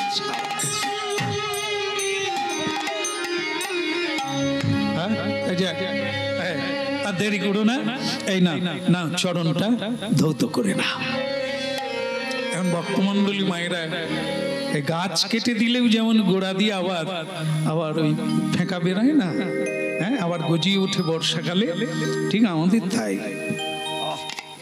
আমার হরিনাম শুনলে মনটা গলে যায়, তীর্থে গেলে মন গলে যায়, সাধু সঙ্গ করলে মন গলে যায়, কিন্তু কিছুক্ষণ পরে আবার আমার একটা অন্য ভাব এসে যায়। এই রাজার তাই হলো, এখনই কত সুন্দর মন, কত কাঁদলো, কত কথা বললো, কিন্তু এখনই আবার একটু চেঞ্জ হয়ে গেল। কি হলো বলুন তো? এই যে মানে ওই সাধুর যে চরণ না, তার অবস্থা দেখে রাজার অবস্থা একটু বদল হয়ে গেল। তিনি বলছেন যে সাধুজি ক্যা রে, ক্যা হুয়া? বলে ऐसा, মানে এ চরণ ধৌত করতে গেলে তো রক্ত পৌঁছে এসে যাবে, এত পৌঁছে গেছে যে কীট মানে পোকা জন্ম নিয়েছে, কিলবিল কিলবিল করছে। ওই সাধু আবার পোকাগুলোকে কুড়িয়ে ঘায়ে বসিয়ে দিচ্ছে, কামড়া কামড়া, তোরা যত ঘায়ে কামড়াবি তত যন্ত্রণা হবে, আর তত কেঁদে কেঁদে হা গোবিন্দ বলে ডাকতে পারো।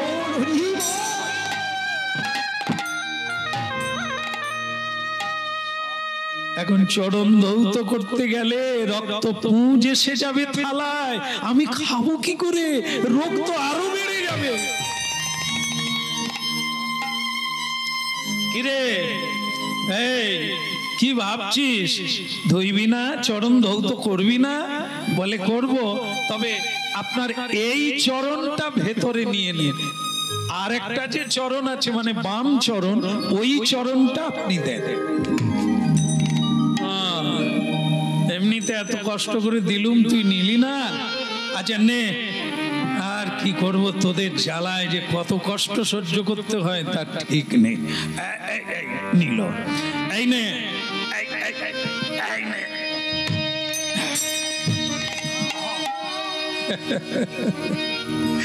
রাজা এখনো চরণ ধৌত করছেন না, মানে কি আগেরটা তবু কম ছিল, এটা তার চাইতে আরো বেশি পচা। রাজা ঘৃণায় মুখ সরিয়ে নিলেন, প্রভু এটা তো আগের চেয়ে আরো বেশি ক্ষত। তুই বড্ড জ্বালালি, তাহলে আমি কি করব? বলে এ চরণটা নিয়ে নেন, আগেরটাই দেন। সেই সাধু বলে তুই বড্ড জ্বালালি রে, এখনো তোর সেই ভেদ জ্ঞান গেল না। আচ্ছা ঠিক আছে, তুই সেই আগের চরণটাই নে। যেই চরণ বের করলো, আগে তবু কম ছিল, এখন আরো বেড়ে গেছে। এখন যদি আবার বলে যে এটা নাও সেটা দাও, যদি আরো বেড়ে যায়, তার চাইতে যা হওয়ার হবে। চোখ বন্ধ করে ঘৃণা উল্টো দিকে মুখ করে কোন রকমে জল ঢেলে ধুইয়ে নিলে।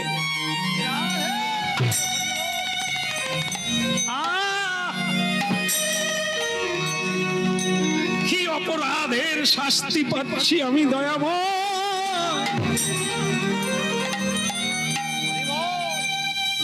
একেবারে রক্ত পুঁজে ভরা, আর কিলবিল করছে পোকা, এটাকে খাবো কি করে?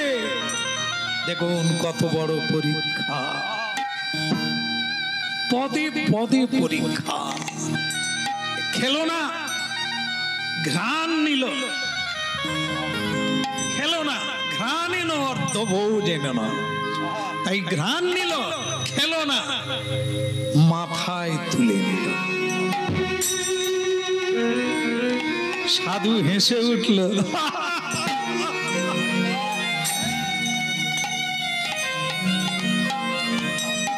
রে মূর্খ, এই তীরে এসে তরি ডুবালি, হতে গিয়েও হলো না, পেতে গিয়েও পেলি না। এই বুদ্ধির জন্য নিজের বুদ্ধিতে নিজে হেরে গেলি।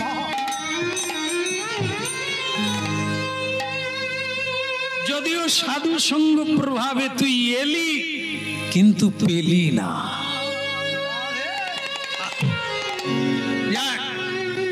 যাক তোর সাধুর চরণ ধৌত জল তুই ঘ্রাণ নিলি, মানে শুকলি, এর জন্য তোর শুল ব্যাধি চলে গেল।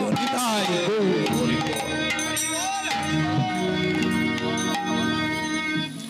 হরিব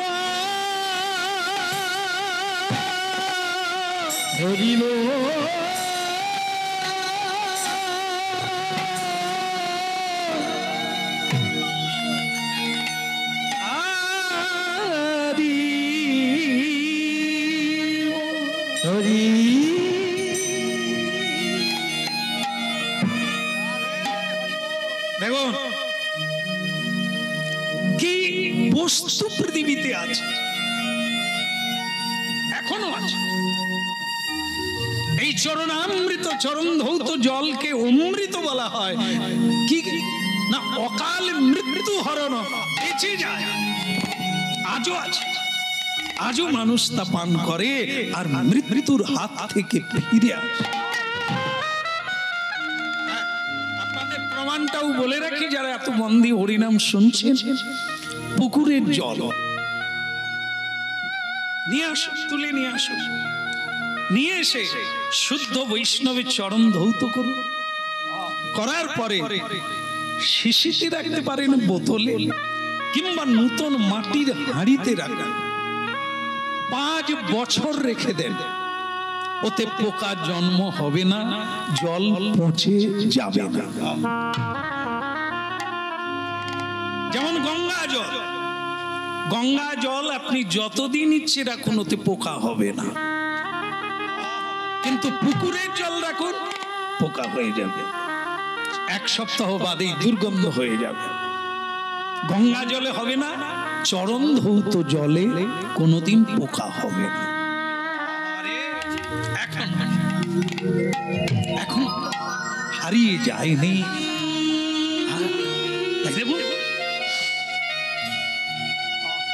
কি নিয়ে এলো? খায়নি, ঘ্রাণ নিয়েছে। তাতেই বৈষ্ণব বলছে, যা তোর এই সবচাইতে কঠিন ব্যাধিটা চলে গেল। তাহলে খেলে কি হতো? সাধু বললেন, যদি খেতে পারতিস তাহলে যেটা এর চেয়েও বড় সেটাকে আটকাতে পারতিস। এর চেয়ে কোনটা বড়? জন্মান্তর বা তোকে দ্বিতীয় অভিশাপ দিয়েছিলাম, কি তুই পরের জন্মে সর্প হয়ে জন্ম নিবি। যদি তুই এটা খেতে পারতিস তাহলে তোর সর্পজনিতে আর জন্ম হতো না।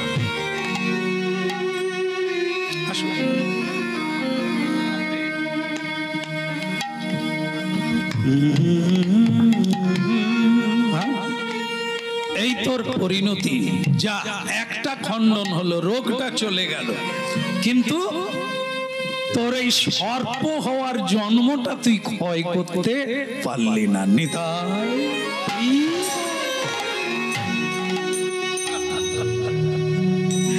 হরি নাম সত্য, গুরু নাম সত্য, এইটুকু তোমার সঙ্গে যাবে। এই বিষয় সংসার মায়ারি সাগরে সকলি পড়িয়া রবে, সকলি পড়িয়া রবে।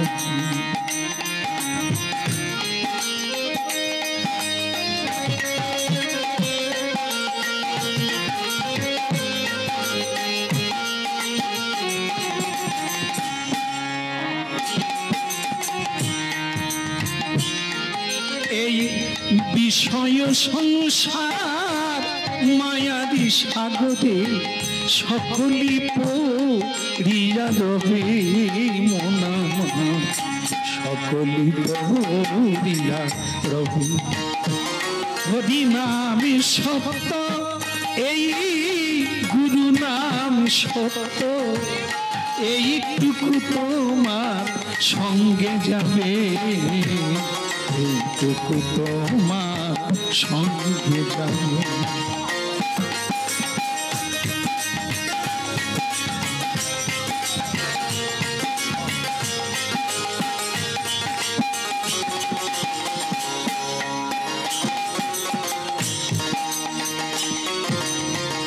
ভাবিয়া দেখো মন কেউ তো কারো নয়, ভাবিয়া দেখো মন কেউ তো কারো নয়, স্ত্রী পুত্র পরিজন সকলই অভিনয়।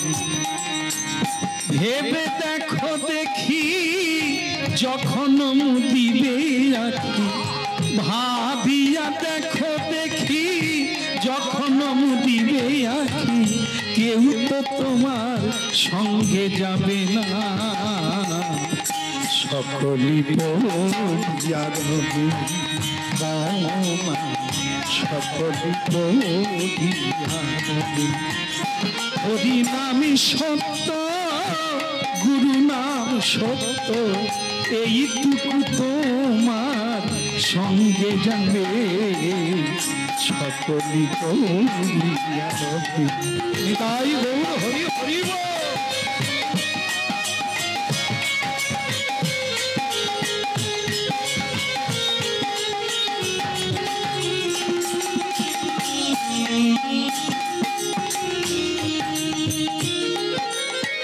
এই হরি নাম সত্য, গুরু নাম সত্য, এইটুকু তোমার একদম পাক্কা। ছেলে যাবে না, মেয়ে যাবে না, বাড়ি যাবে না, গাড়ি যাবে না, অর্থও যাবে না, কেবল আমি একা। আজকের এই হরি নাম আমার সঙ্গের সাথী।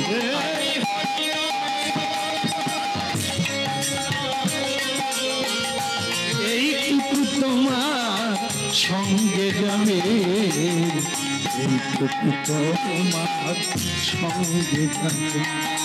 এই হরি নাম সত্য, গুরু নাম সত্য। যা যা চলে যা, কাটাতে পারলি না, সর্পজনই তোকে হতেই হবে, সাপ হয়ে জন্ম নিয়ে। ব্যাধিটা তোর চলে গেল, কিন্তু সাপ। এইবার কান্নায় ভেঙে পড়লো রাজা। দয়াময়, করবেন না, দয়া করে আপনি আমাকে অবহেলা করবেন না, আমাকে ত্যাগ করবেন না। আমি চাই না, আমি কিচ্ছু চাই না, আমি আপনার চরণ ধরে পড়ে থাকবো, আমাকে কৃপা করুন। আমি সাপ হবে না রে বাবা, কি করে খণ্ডন হবে? তুই তো খেলি না, এই এতটা কাটিয়ে এলি, এইটুকু ঘৃণা কাটাতে পারলি না, সাধুর চরণ দুলি তুই খেলি না, আমি কি করে করব? পারলাম না, তাই তোকে জন্ম হতে হবে। তবে তুই যখন কাঁদলি, এরও একটা ফল আছে। ভুল বুঝতে পেরেছিস, তাহলে একটা ফল আছে, তা আমি তোকে দিলাম। কি? সাপ হয়ে জন্ম হবে। দুটো জিনিস দিলাম, একটা হলো বৃন্দাবনে থাকবি, তোর মাথায় ভগবান চরণ। কেন? যোগী ঋষি মুনি ব্রহ্মাদি ভোলানাথ পায় না, এই মহাপাপী কি করে চরণ পাবে? ওরে, সাধুর চরণ ধৌত জল তুই কোথায় রাখলি? এত সামান্য জিনিস নয়, খেলে কি হবে আর মাথায় রাখলে কি? তুই ভগবান কৃষ্ণের চরণ পাবি।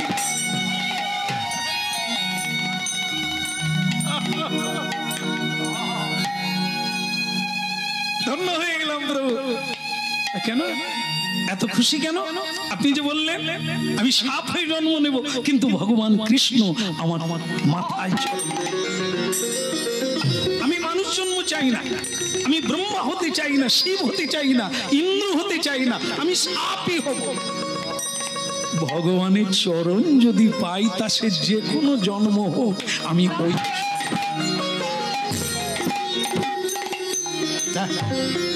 ভক্তমন্ডলী মায়েরা, এর পরেরটা তো আপনারা ধরেই নিয়েছেন। ভগবান কৃষ্ণ নাগের মাথায় নর্তন করেছিলেন। এখনো আপনারা তাই বিষধর সর্প দেখবেন, দুটি চরণ চিহ্ন আঁকা আছে তার ফনাতে। কেন? ভগবান শ্রীকৃষ্ণের চরণ চিহ্ন। ভাবু, এই কীর্তনের সার কথা আর শেষ কথা আজকের জন্য কি? বৈষ্ণবের চরণ ধুলি, বৈষ্ণবকে প্রণাম, বৈষ্ণবের সেবা কত উত্তম সাধনা সেটা বুঝে। যার চরণামৃতে তার অমোঘ ব্যাধি, জীবনের ব্যাধি চলে গেল ঘ্রাণ নিতে, তারপর সেটা মাথায় রাখলো বলে সাধু বললেন ভগবান কৃষ্ণ তোমার মাথায় চরণ।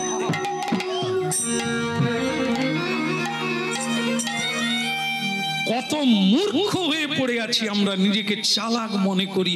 আশেপাশে গঙ্গা রয়েছে, সাধু রয়েছে, তাদের পদধূলি মাথায় নিলে শ্রীকৃষ্ণ প্রাপ্তিতে আর দেরি নাই।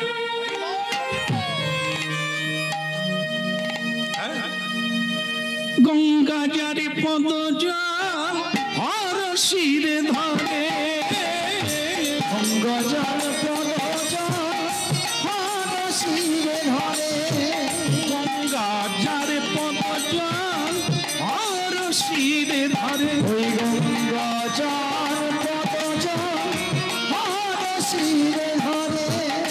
হেন নিতাই না ভজিয়া কেন দুঃখে মরে, হেন নিতাই না ভজিয়া কেন দুঃখে মরে, হেন নিতাই না ভজিয়া কেন দুঃখে মরে, হেন নিতাই না ভজিয়া কেন দুঃখে মরে। ভক্তমন্ডলী মায়েরা, সেই কালীয় নাগ, কালীয় নাগ 1000 ফণা বিশিষ্ট, সহস্র ফণা, সহস্র তার মাথা। রমণক দ্বীপে ছিল। এই রমণক দ্বীপে একটা ঘটনা ঘটে গেল কি না, ওখানে গরুর আসত। সর্প ভয় দূর করতে গেলে গরুরের নাম করতে হয়। কেন? গরুরকে সর্প ভয় করে, গরুর সর্প ধরে খায়, তাই খেতে আসছিল। আবার গরুর অনেক সর্পকে এমনি এমনি মেরে চলে যাচ্ছিল। তাই সাপের একটা মিটিং করলো, আর সেই মিটিংয়ে ঠিক হলো অযথা যেন গরুর না এসে মারে। তোমার জন্য একটা সাপ থাকবে, খাবার থাকবে বিভিন্ন রকমের, সেই সব তুমি খাবে। প্রতিদিন পালি ভাগে একটা করে সাপ তোমাকে দেওয়া হবে। গরু রাজি হয়ে গেল। চলে যাচ্ছেন কেন? এই তো মিটিং হলো। আরে দেওয়া হবে একটা করে সাপ।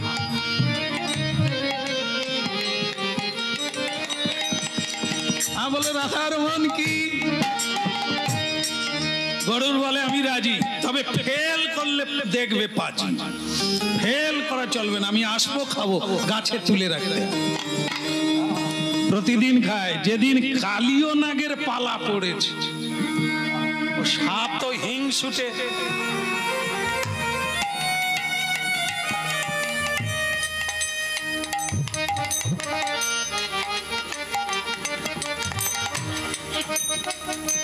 যাদের তেজ নাই তারা ভয়ে চলে যায়।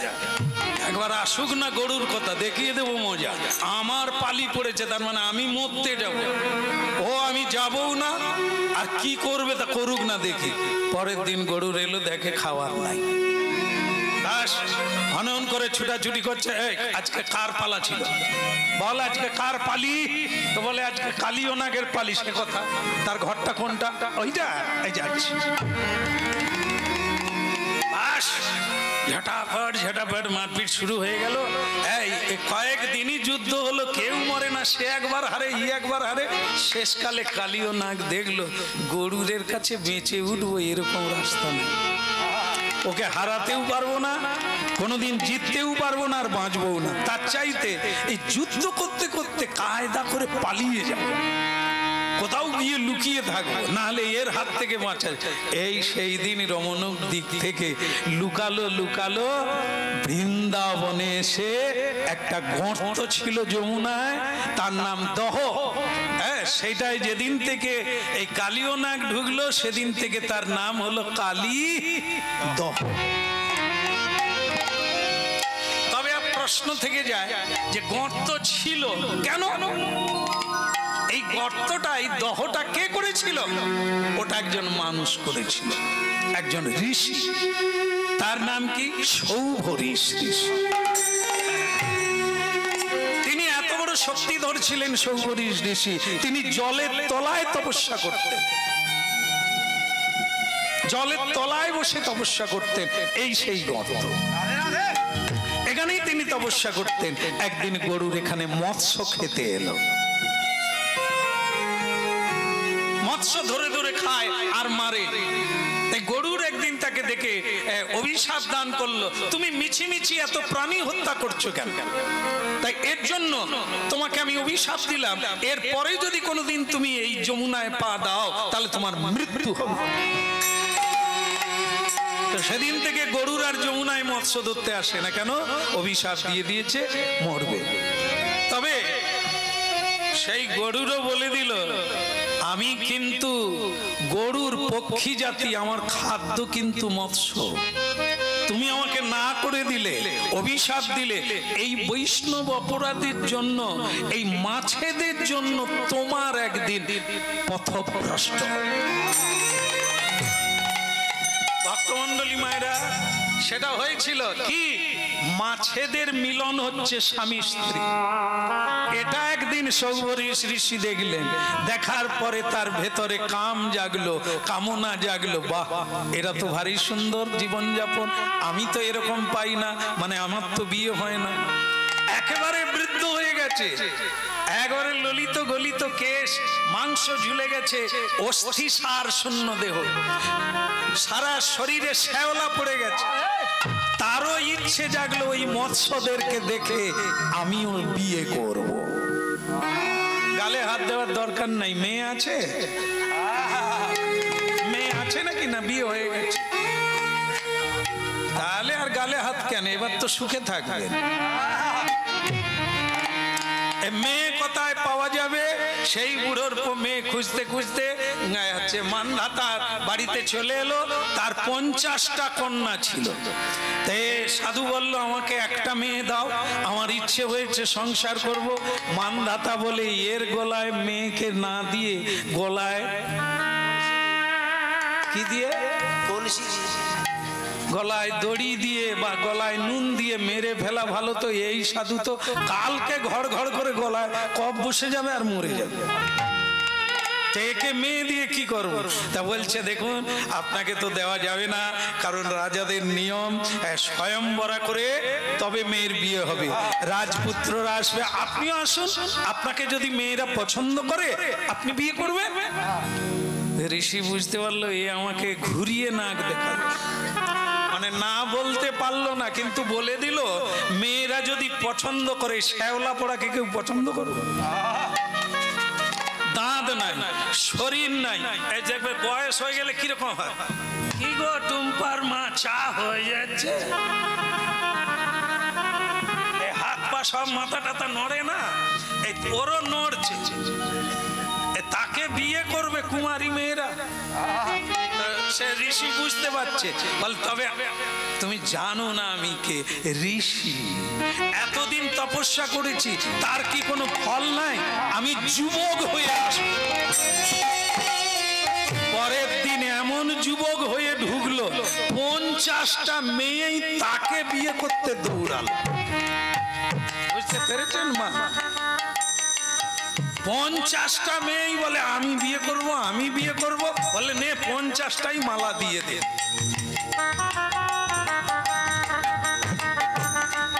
বাবা চিন্তা করলেন, এ তো কালকেই মারপিট লেগে সব মেয়েগুলো মরে যাবে।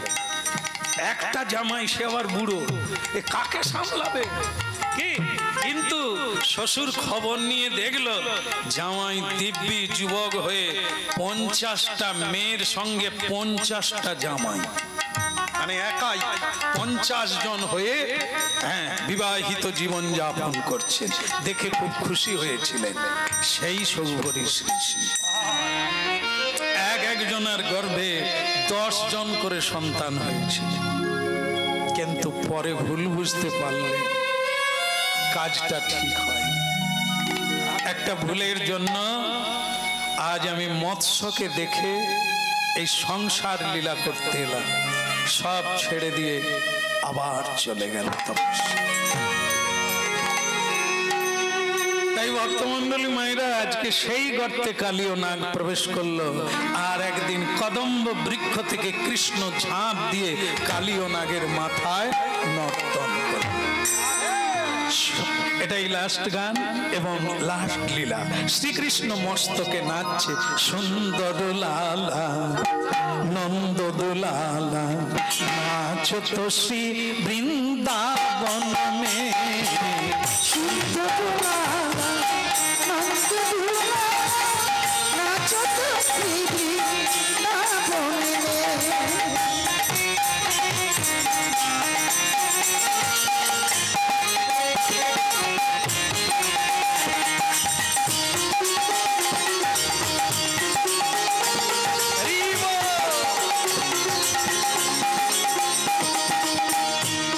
কালীয়নাগকে বধ করে বললেন, যাও তুমি রমণক দ্বীপে চলে যাও, এখানে থাকবে না।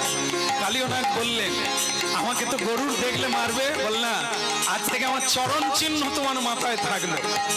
গরুরকে দেখিয়ে দেবে মাথা নিচু করে, গরুর আর তোমাকে হাত দেবে না, চরণ চিহ্ন। তাই আজও সর্পের মাথায় আমার গোবিন্দের চরণ চিহ্ন।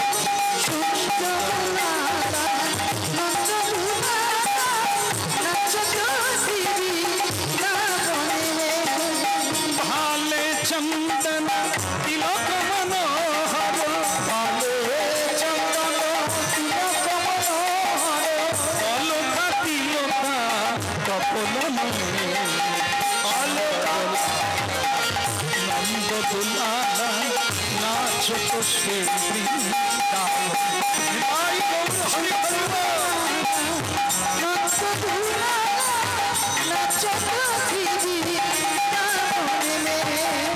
ভগবানের কৃপা সবার উপরে বর্ষিত হোক।